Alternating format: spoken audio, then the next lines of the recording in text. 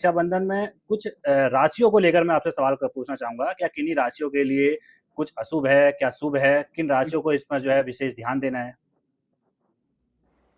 तीन ऐसी प्रमुख राशियां हैं जिन पर विशेष रूप से ध्यान देने की आवश्यकता है। पहली राशि है कर्क राशि, दूसरी राशि है सिंह राशि और तीसरी राशि है मीन राशि। तीन राशि के जातकों को अगर रक्षा सूत्र आप धारण कर रहे हैं, काले वस्त्रों से विशेष करके आपको बचना है। चांदी की राखी अगर आपको भेंट मिल रही है तो बहुत अच्छा है, यदि आप चांदी गिफ्ट में दे रहे हैं तो और अच्छा है। सफेद वस्त्रों का दान करें, विशेषकर सफेद मिठाई का आज अपने बहन को गिफ्ट करें, उन्हें भी खिलाएं, प्रसाद दें। साथ ही साथ यह प्रयास करें कि वस्त्र जरूर आज के दिन वस्त्र, आभूषण, अलंकार सामग्री आदि कुछ न कुछ गिफ्ट कर सकते हैं। तीन राशि वाले जातकों को सावधान रहने की जरूरत है। अन्य की जो राशियां हैं उन पर किसी भी तरीके का कोई ऐसा जो है उपवाद, कोई अपवाद ऐसा नहीं है। लेकिन वस्तुतः 12 राशियों के जातकों को मैं एक बात स्पष्ट करना चाहता हूं कि यदि शुक्रवार के दिन श्वेत वस्त्र में बहने, पिंक वस्त्र जो है ग्रे कलर में आदि ऐसे कुछ कलर हैं जो शुक्र से संबंधित हैं, यदि उनको धारण किया जाए। ध्यान रहे, बहुत सारी बहनें, बहुत सारे भाई लोग काले वस्त्रों को धारण करके बांधते हैं, तो आप उस समय जिद बस कर तो लेंगे, फोटो सेशन में काले वस्त्रों को पहन करके रक्षा सूत्र तो बांध लेंगे। वस्तुतः वो उस समय का जो काल गणना, कुछ काल चक्र होता है, जैसे कहते हैं कि उस समय अपने जीवन में हम किसी चीज को, विपन्नता को उस समय हम आमंत्रित कर रहे हैं, तो प्रयास करें कि उस कार्य को उस समय ना करें। यानी काले वस्त्रों से दूर रहें। बहुत डार्क नीला है उससे भी आपको दूर रहना है। उपयोग में क्या लेना है? पीले रंग का उपयोग करना है और हरे रंग का उपयोग करना है। सफेद रंग का उपयोग करना है। राखियों का भी रक्षा सूत्र इसी प्रकार से होगा। तो यदि इन वस्त्रों को धारण करके बहन अलंकारों से संलग्नित होकर के अपने भाई को रक्षा सूत्र बांधती है, तो मैं विश्वास के साथ कह सकता हूं कि 2026 और 27 की यात्रा उसके जीवन की बहुत ही सुखद होगी। जी। बिल्कुल आचार्य जी, एक सवाल और है गर्भवती महिलाओं को लेकर, क्योंकि अगर आप देखें रक्षाबंधन से हम्म। पहले जो है चंद्र ग्रहण लग रहा है, भले उसका असर ना हो भारत में, लेकिन गर्भवती महिलाओं के लिए कुछ सावधानियां हैं। बिल्कुल है। जो माताएं गर्भ से युक्त हैं, जो गर्भ की स्थिति में हैं, उनको जरूर ध्यान देना चाहिए। प्रयास करें कि ग्रहण, देखिए एक ही ग्रह है सूर्य और चंद्र। विशेषता क्या होता है कि ग्रहण उस समय अगर विदेश में लग रहा है तो भारतीय दृष्टि के अनुसार हमारे यहाँ ग्रहण की उस समय छाया नहीं पड़ेगी। जैसे अभी एक उदाहरण के लिए मान लीजिए कि हम लोग दिल्ली में हैं और लखनऊ में बारिश हो रही है और दिल्ली में जो है धूप निकली हुई है। तो आप ये समझिए कि लखनऊ में बारिश हो रही है तो वहाँ का यातायात, वहाँ का व्यापार, वहाँ की सारी चीजें लखनऊ की प्रभावित होंगी, ना कि दिल्ली की प्रभावित होंगी। ठीक उसी प्रकार से जो है जहाँ ग्रहण लग रहा है, जिस देश में यह ग्रहण दिखाई पड़ रहा है, परिस्थितियां, वहाँ की रेडिएशन, वहाँ की तरंगे वहाँ की प्रभावित होंगी, ना कि भारत की प्रभावित होंगी।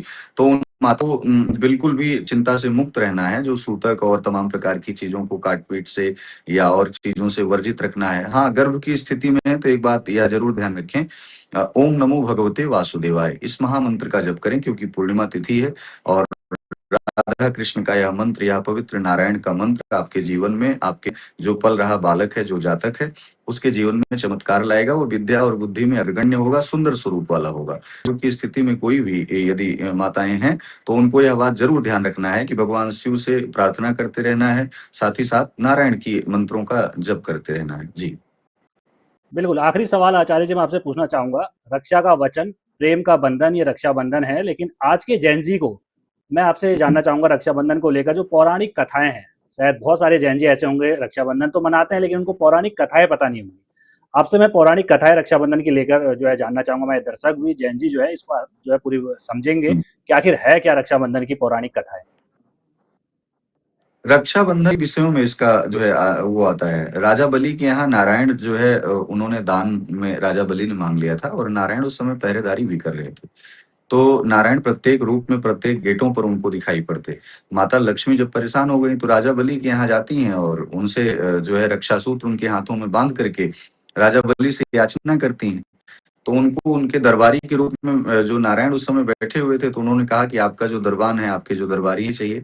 राजा बलि ने साहस स्वीकार करते हुए नारायण को उस समय माता लक्ष्मी को पुनः वापस किया था। इसकी दूसरी जो है कथाएं आती हैं यमुना और यमराज और जो है शनि से संबंधित। तो यमुना और यमराज ये दोनों भाई हैं, सूर्य के पुत्र हैं। तो इनकी भी रक्षार्थ की कामना के लिए रक्षा सूत्र, ये कई बार बांधा गया रक्षा सूत्र। लेकिन आज के जैन जी को मैं संदेश देना चाहता हूँ जो माताएं, जो बहनें, जो शिक्षा के समय, व्यापार के समय, समय या किसी भी परिवार में पढ़ना, ऐसी परिस्थितियों में जो अपने आप को असहज महसूस कर रही हैं, जेनजी के लिए परिभाषा है कि वो रक्षा सूत्र बंधवा करके उन्हें वचनबद्ध करें कि उनके जीवन में रक्षा सुरक्षा की कामना हम करते रहेंगे, उनके रक्षार्थ हम खड़े होंगे, साथ ही साथ उनके साथ मिल करके उनकी परिस्थितियों को सुधारने का प्रयास करेंगे और आने वाले समय में हम उनके लिए कुछ भी हो पाएगा, सच में वस्त्र हो गया, अन्न हो गया, जल हो गया, दक्षिणा हो गई, जो भी जरूरत की सामग्रियां हैं हम उन्हें उपलब्ध कराएंगे। लेकिन ये जेनजी लोगों को समझने की आवश्यकता है। कहा गया है कि शक्ति को हमेशा जो है उनकी रक्षा सुरक्षा को आगे आना होता है, लेकिन जब जब पुरुष पीछे, राजा दशरथ जब जब हार माने तब तब कैकेयी आगे हुई। जब जब राजाओं ने हार मानी, रानी बाई झांसी की रानी आगे हुई, माता जो है अहिल्या के बारे में कथाएं आती हैं, सत्यवान और जो है सती सावित्री की कथाएं आती हैं। बहुत सारी मातृशक्तियां ऐसी रही, वीरांगनाएं रही हैं जिन्होंने देश के लिए, राष्ट्र के लिए आगे बढ़ करके अपना नेतृत्व संभाला और उस समय देवताओं की रक्षा माता ने की। माता जगत जननी जगदम्बा ने जो है जब जब असुरों का संहार करके उस समय देवताओं की रक्षा, तो कई बार ये पूर्व क्रम है, ये जो है पौराणिक कथाओं से मिलता आया है कि जब जब पुरुष अपने अ, जीवन में अकेला होता है तो मातृशक्ति उसके जीवन को आकर के पूरा करती है और वह पुरुष अर्धनारीश्वर हो जाता है। यानी साक्षात शिव अपने जीवन को जब अधूरा समझते हैं तो साक्षात भगवती वो आधे आधे दोनों अर्धनारीश्वर रूप में वहां पर विराजमान हो जाते हैं। ठीक इसी प्रकार से जब व्यक्ति के जीवन में एक माँ, एक बहन, एक पत्नी, एक बेटी आती है तो उसका जीवन चार चांद लग जाता है। उसके जीवन में आर्थिक विपन्नता दूर होती है, साथ ही साथ उसके जीवन में अच्छी शक्तियां उत्पन्न होती हैं। हम आज के जेनजी को यह संदेश देना चाहते हैं कि अपनी माँ का, अपनी बहन का, अपनी बेटी का, अपने जो है आसपास रह रही अपनी पत्नी का भी विशेष रूप से आप सम्मान करें और जितना हो सके सहजता से उनके साथ पेश आएं। अपनी वाणी बिल्कुल सौहार्द रखें, साथ ही साथ तो उन्हें कुछ न कुछ उपहार जरूर भेंट करें। यदि उपहार कुछ नहीं दे सके तो ऐसी वाणी बोलिए मन का आपा खोए, औरन को शीतल करें आपो शीतल होए। तो वचन, आप वचनम किम दरिद्रम, मतलब आप ऐसे वाणी का उपयोग न करें, उनके साथ विनम्रता से जितना ज्यादा हो सके उनका सम्मान करें। यही जैन जी के लिए जी।